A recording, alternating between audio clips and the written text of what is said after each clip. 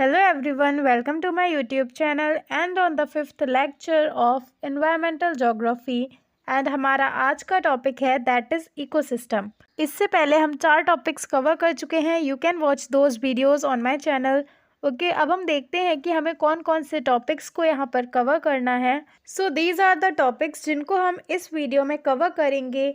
तो यहाँ पर हम जानेंगे about meaning and definitions of ecosystem. Then हम इकोसिस्टम की प्रॉपर्टीज़ को देखेंगे। उसके बाद में हम देखेंगे types of ecosystem, then components of ecosystem.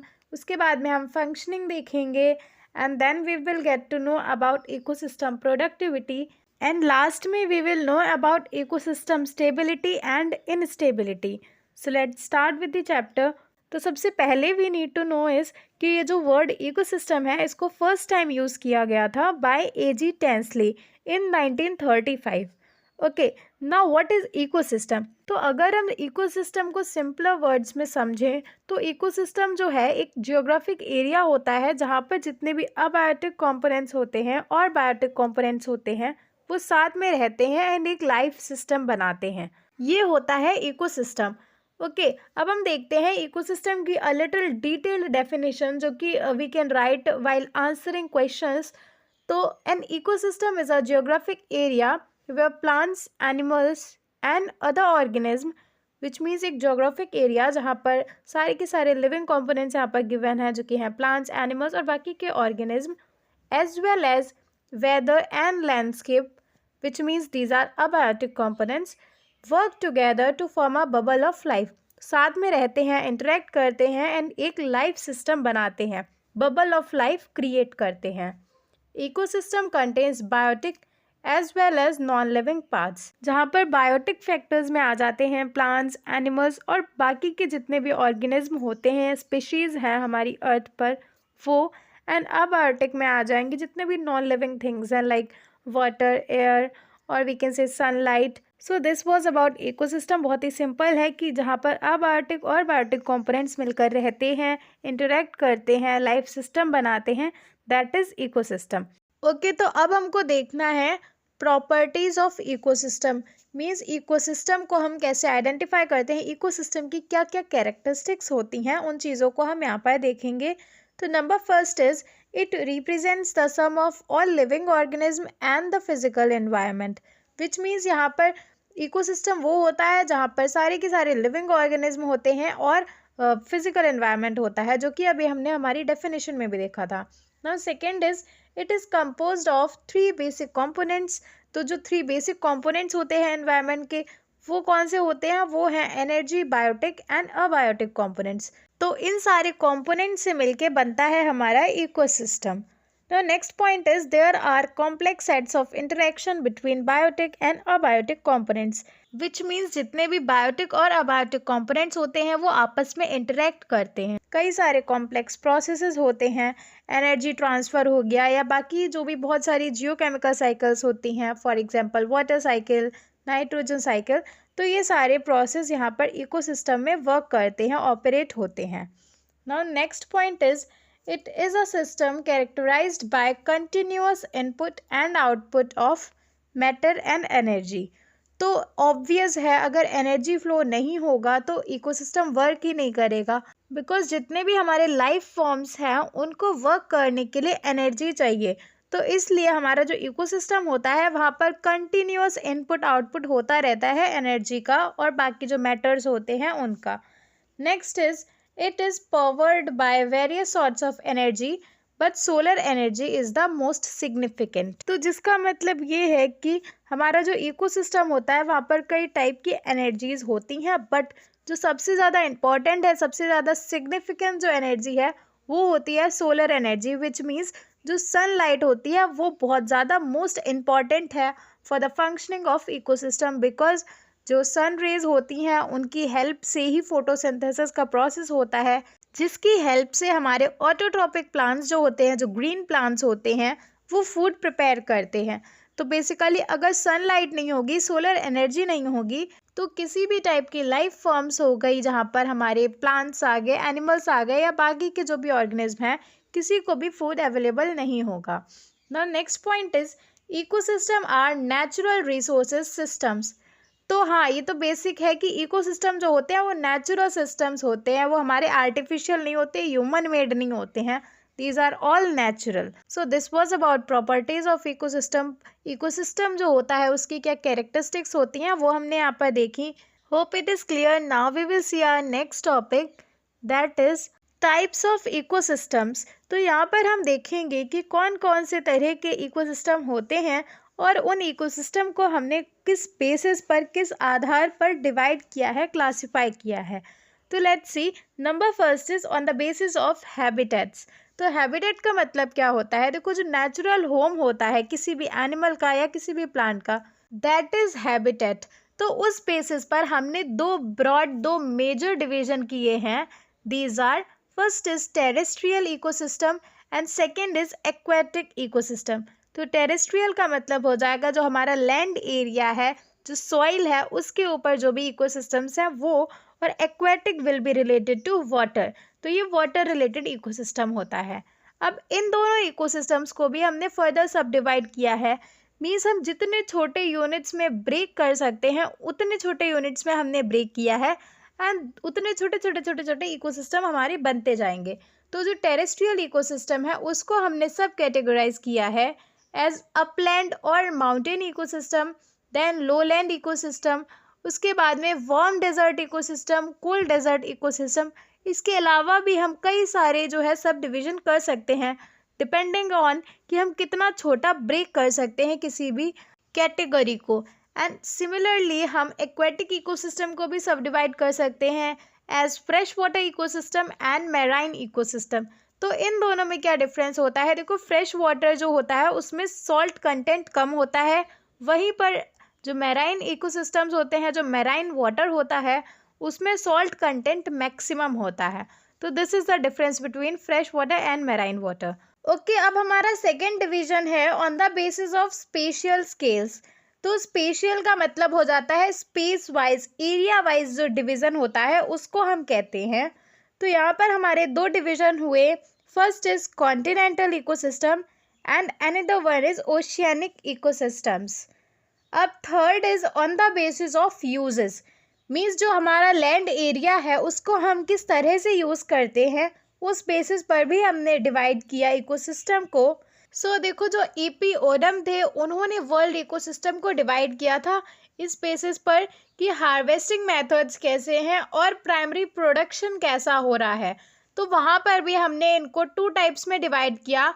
These are cultivated ecosystem and secondly it is non cultivated और नेचुरल इकोसिस्टम। उसी तरह से फर्दर हमने जो नॉन कल्टिवेटेड इकोसिस्टम्स होते हैं, विच मीन्स जो भी नॉन कल्टिवेटेड एरिया होता है, लैंड होता है, उसको भी हमने सब डिवाइड किया further into forest ecosystem, tall grass ecosystem, short grass ecosystem, desert ecosystem. तो इस तरह से हमने इसको डिवाइड किया on the basis of uses. Okay, अब हमारा फोर्थ सब डिविजन है on the basis of source and level of energy, which means देखो, जो इकोसिस्टम में एनर्जी फ्लो चल रहा है तो वो एनर्जी जो है वो कहाँ से आ रही है, किस लेवल पे वर्क कर रही है, इस बेसिस पर भी हमने इकोसिस्टम्स को डिवाइड किया। तो देखो, उस बेसिस पर हमने इकोसिस्टम्स को 4 टाइप्स में सब डिवाइड किया।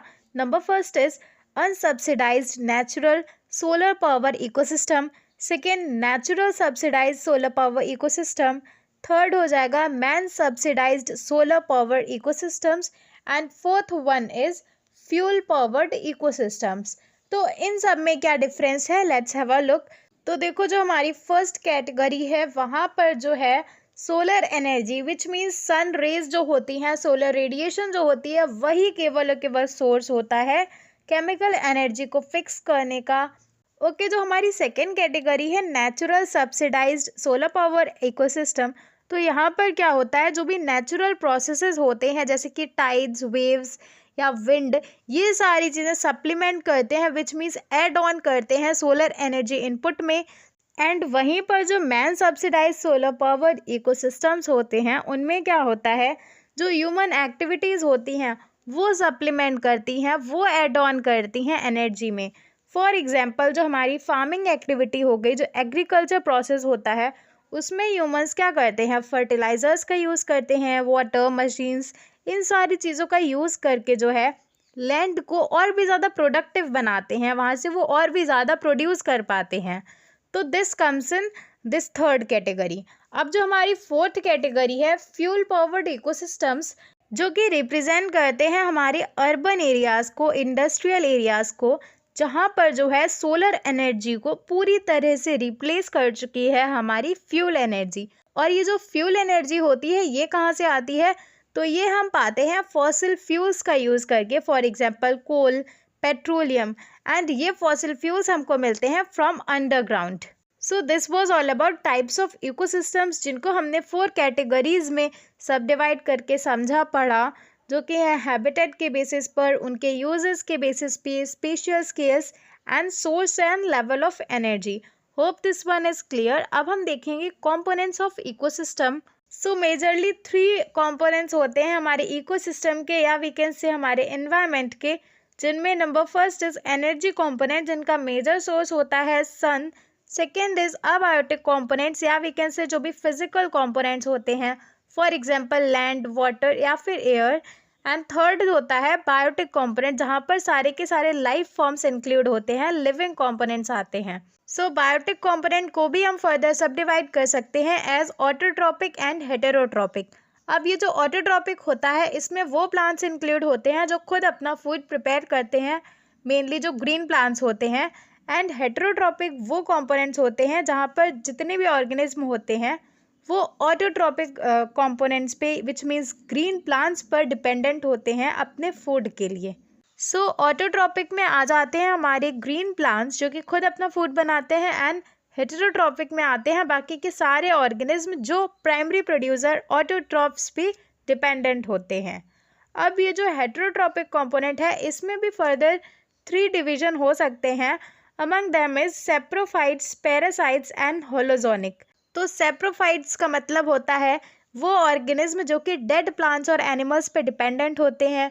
वहीं पर जो पैरासाइट्स होते हैं वो डिपेंडेंट होते हैं लिविंग ऑर्गेनिज्म पे। एंड होलोजोनिक जो होते हैं वो अपने माउथ्स के थ्रू फूड इनटेक करते हैं, फूड लेते हैं, जिनमें आ जाते हैं mainly large animals, also humans आ जाते हैं इन द कैटेगरी ऑफ होलोजोनिक।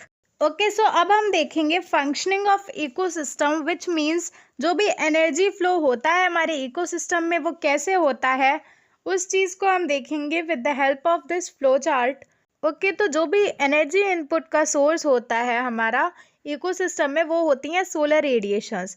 तो देखो होता क्या है, सनलाइट की हेल्प से हमारे जो ग्रीन प्लांट्स होते हैं वो सोलर एनर्जी को केमिकल एनर्जी में कन्वर्ट करते हैं फोटोसिंथेसिस के प्रोसेस से, और ये एनर्जी स्टोर हो जाती है ग्रीन प्लांट्स में।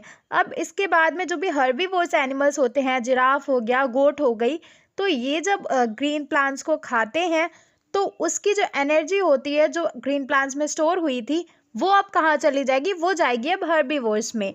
उसके बाद में ये एनर्जी जो है हर्बीवोर्स से स्मॉल कार्निवोर्स में ट्रांसफ़र होती है। जो स्मॉल कार्निवोर्स वाले जो कैटेगरी के एनिमल्स होते हैं वो हर्बीवोर्स को खाएंगे, तब एनर्जी सेकेंड ट्रॉपिक लेवल से थर्ड ट्रॉपिक लेवल में ट्रांसफ़र होगी। उसी तरह से फोर्थ ट्रॉपिक लेवल के जो ऑर्गेनिज्म होते हैं, जब वो स्मॉल कार्निवोर्स को कंज्यूम करेंगे देन एनर्जी ट्रांसफ़र हो जाएगा हमारे फोर्थ ट्रॉपिक लेवल में। अब ये जो लार्ज कार्निवोर्स होते हैं, बड़े बड़े एनिमल्स होते हैं, जब ये मर जाते हैं तब इन पर जो है डीकम्पोजर्स, जो माइक्रो ऑर्गेनिज्म होते हैं, वो अटैक करते हैं, जिनसे जो है उनको फूड मिलता है। तो जो एनर्जी उनमें थी अब वो डीकम्पोजर्स में ट्रांसफ़र हो जाएगी। सो इस तरह से ये एनर्जी ट्रांसफ़र का जो प्रोसेस है वो चलता है हमारे इकोसिस्टम में। ओके, तो इसके अलावा वी नीड टू नो इस कि जो एनर्जी ग्रीन प्लांट स्टोर करते हैं वो पूरी की पूरी नहीं ट्रांसफ़र कर देते हैं दूसरे ट्रॉपिक लेवल पे। हर ट्रॉपिक लेवल पे जो है अमाउंट ऑफ एनर्जी डिक्रीज होती जाती है, कम होती जाती है। फॉर एग्जाम्पल 100 यूनिट्स एनर्जी को स्टोर किया हमारे ग्रीन प्लांट्स ने, तो उसमें से कुछ प्रोपोर्शन वो खुद भी तो यूज़ करेंगे खुद के टिश्यूज़ ग्रो करने के लिए, प्लांट डेवलपमेंट के लिए। सो जो एनर्जी स्टोर हुई है उसका कुछ प्रोपोर्शन खुद फर्स्ट ट्रॉपिक लेवल पर ही ख़त्म हो जाएगा, एंड जो सेकेंड लेवल पे जो ट्रांसफ़र होगा एनर्जी का वो 100 से वी कैन से 80 हो जाएगा। देन उसी तरह से 80 से 60 हो जाएगा, 60 से 40, 40 से 20, मीन्स 1 बाय 1 घटता जाएगा, डिक्रीज होता जाएगा। सो इस तरह से हमारे इकोसिस्टम की फंक्शनिंग होती है। सो अब हमारा नेक्स्ट टॉपिक है दैट इज इकोसिस्टम प्रोडक्टिविटी, जिसका मतलब होता है जितनी भी एनर्जी हमारे ऑटोट्रॉफ्स यानी कि जो ग्रीन प्लांट्स होते हैं वो स्टोर करते हैं, वो फिक्स करते हैं एक पर्टिकुलर टाइम पीरियड में, एक पर्टिकुलर एरिया में, that is called ecosystem productivity. So we can define ecosystem productivity as it represents the total amount of energy fixed or stored by the autotrophs per unit time and per unit area. Okay तो अब जो भी ये organic matter या जो भी energy autotrophs produce करते हैं उसको हम कहते हैं प्राइमरी प्रोडक्शन, एंड जो ग्रीन प्लांट्स इसमें इन्वॉल्व होते हैं उनको हम कहते हैं प्राइमरी प्रोड्यूसर्स। तो अब कौन कौन से फैक्टर्स हैं जिन पर हमारी इकोसिस्टम प्रोडक्टिविटी डिपेंडेंट होती है, तो उनमें हमारे दो मेजर फैक्टर्स हैं। Number first is availability of amount of solar radiation, तो कितना प्रोडक्टिविटी होगी ये इस पे भी डिपेंड करता है कितनी सोलर एनर्जी मिल पा रही है, सन रेज आ रही हैं। And secondly efficiency of plants to convert solar energy into chemical energy, तो इस पे भी डिपेंड करता है कितनी क्षमता है हमारे ग्रीन प्लांट्स में सोलर एनर्जी को केमिकल एनर्जी में कन्वर्ट करने की। तो ये दो मेजर फैक्टर्स हैं जिनके ऊपर डिपेंड करता है कि कितनी इकोसिस्टम प्रोडक्टिविटी होगी। तो जो इकोसिस्टम प्रोडक्टिविटी होती है इसको हम मेजर कैसे करते हैं, तो इसके हमारे पास दो तरीके होते हैं। पहला है GPP, that is gross primary production. तो इसका क्या मतलब हुआ, देखो यहाँ पर हम कंप्लीट जो टोटल एनर्जी होती है जो ऑटोट्रॉपिक प्लांट्स प्रोड्यूस करते हैं हम उसको मेजर करते हैं। मीन्स ऑल टोटल जितनी भी एनर्जी उन्होंने प्रोड्यूस करी उसको हम यहाँ पर मेजर करेंगे इन gross primary production. And second is NPP, that is net primary production. तो इसमें क्या होता है, इसमें हम उस एनर्जी को मेजर करते हैं जितनी एनर्जी ऑटोट्रॉप्स ने स्टोर करी है, फिक्स करी है, जिसका मतलब हुआ यहाँ पर हम उस एनर्जी को काउंट नहीं करते हैं जो खुद ऑटोट्रॉप्स यूज़ करते हैं रेस्पिरेशन के लिए। तो बेसिकली होता ये है जो नेट प्राइमरी प्रोडक्शन होता है उसमें से हम उस एनर्जी को माइनस कर देते हैं जो खुद ऑटोट्रॉप्स यूज़ करते हैं। तो नाउ वी कैन डिफ्रेंशिएट कि जो GPP होती है उसमें हम टोटल एनर्जी को मेजर करते हैं, कंप्लीट एनर्जी जो ऑटोट्रॉप्स प्रोड्यूस करते हैं। वहीं पर जो NPP होता है उसमें हम उस एनर्जी को माइनस कर देते हैं जो खुद ऑटोट्रॉप्स यूज़ करते हैं for the process of respiration. तो this was about ecosystem productivity, hope this is clear. Let's move to our next topic that is stability of ecosystem. तो देखो बहुत ही सिंपल है, स्टेबिलिटी का मतलब यहाँ पर ये हो जाएगा कि जहाँ पर चीज़ें बैलेंस्ड हो, सारे के सारे जो फंक्शंस होते हैं हमारे इकोसिस्टम में वो नॉर्मली वर्क करें, वो सिचुएशन हो जाती है स्टेबिलिटी की। सो ecosystem stability means balance between input and output of energy, मतलब कि जो भी इकोसिस्टम में हमारा एनर्जी फ्लो हो रहा है उसमें बैलेंस होना, and normal functioning of different biogeochemical cycles. Means जो भी हमारी वाटर साइकिल है, नाइट्रोजन साइकिल है, ये साइकिल्स जो है नॉर्मली फंक्शन कर रही हों उस कंडीशन में स्टेबिलिटी होती है। And stable condition of concentration of all elements. तो एलिमेंट्स का मतलब क्या हो जाता है कि जो भी हमारे लिविंग और नॉन लिविंग थिंग्स हैं हमारे अर्थ पर, उनमें एक बैलेंस होना, उनमें स्टेबिलिटी होना। तो ये सारी चीज़ें मिलके डिटरमाइन करती हैं स्टेबिलिटी ऑफ इकोसिस्टम। और वहीं पर इसका जस्ट ऑपोजिट हो जाता है इकोसिस्टम इनस्टेबिलिटी। तो ये वो कंडीशन होती है जहाँ पर इकोसिस्टम जो है एक्सटर्नल डिस्टर्बेंसेस की वजह से एनवायरमेंटल चेंजेस को एडजस्ट ही नहीं कर पाता है, जिसका मतलब हुआ कि हमारे इकोसिस्टम में जो है कुछ ऐसे मेजर चेंजेस होते हैं जिनको खुद एनवायरनमेंट भी एडजस्ट ही नहीं कर पाता है। तो जो भी चेंजेस होते हैं जिनकी वजह से इकोसिस्टम इनस्टेबिलिटी होती है वो दोनों कारणों से होते हैं। वो ह्यूमन मेड रीजंस भी होते हैं एंड नेचुरल रीजंस भी होते हैं। तो नेचुरल रीजंस में बेसिकली आ जाएंगे डिजास्टर्स का आना या किसी भी टाइप की नेचुरल कैलेमिटीज़ का आना, फॉर एग्जांपल फ्लड्स या साइक्लोन्स, अर्थक्वेक्स, ये इमीडिएट कंडीशंस होती हैं। बट इकोसिस्टम इनस्टेबिलिटी का जो मेजर रीज़न होता है, मेजरली जो रिस्पॉन्सिबल हैं, दीज आर ह्यूमंस ओनली, क्योंकि जिस तरह से ह्यूमन एक्टिविटीज़ आज की डेट में हो रही हैं वो एडवर्सली अफेक्ट करती हैं, नेगेटिवली अफेक्ट करती हैं हमारे इकोसिस्टम को, हमारे नेचर को। Let us have a look on few of the reasons. Number first is destroying the natural vegetation. Means जो हम इतनी ज़्यादा फॉरेस्ट कटिंग करते जा रहे हैं, डिफॉरेस्टेशन कर रहे हैं विदाउट एनी स्टॉपेज, तो ये भी हार्मफुल होता है। इसकी वजह से भी जो हमारी स्टेबिलिटी है, हमारा बैलेंस है, वो बिगड़ता है इकोसिस्टम का। Next is introducing exotic plants और animals to any area where such communities were not present previously. जिसका मतलब ये होता है कि कोई भी स्पीशीज हो गई, मान लो एनिमल्स की या फिर प्लांट्स की, जिसको हमने उसकी ओरिजिनल प्लेस से उठा करके जो है ऐसी जगह पर भेज दिया जहाँ पर वो पहले कभी स्पीशीज नहीं हुआ करती थी, तो ये चीज़ भी अफेक्ट करती है। बिकॉज कई बार ऐसा होता है जो स्पीशीज न्यू एनवायरनमेंट में जाती हैं वो उस एनवायरनमेंट को अडॉप्ट नहीं कर पाती हैं, जिसकी वजह से भी जो है उस पर्टिकुलर इकोसिस्टम में डिस्टर्बेंस हो जाता है। नेक्स्ट इज मॉडिफाइंग वन और more components of physical environment. जिसका मतलब ये हो जाता है जो भी नेचुरल कंडीशंस थी अभी तक चलती आ रही हैं उनको हमने चेंज किया, उनमें ऑल्ट्रेशन किया। For example land use changes, जिसमें आ जाता है डिफॉरेस्ट्रेशन, देन इंडस्ट्रियल सेटअप वगैरह। उसके अलावा जो हम फार्मिंग करते हैं उसमें बहुत ज़्यादा केमिकल सब्सटेंसेस का यूज़ करना। तो ये सारे जो पैटर्न्स होते हैं इनकी वजह से भी they also lead to instability of ecosystem.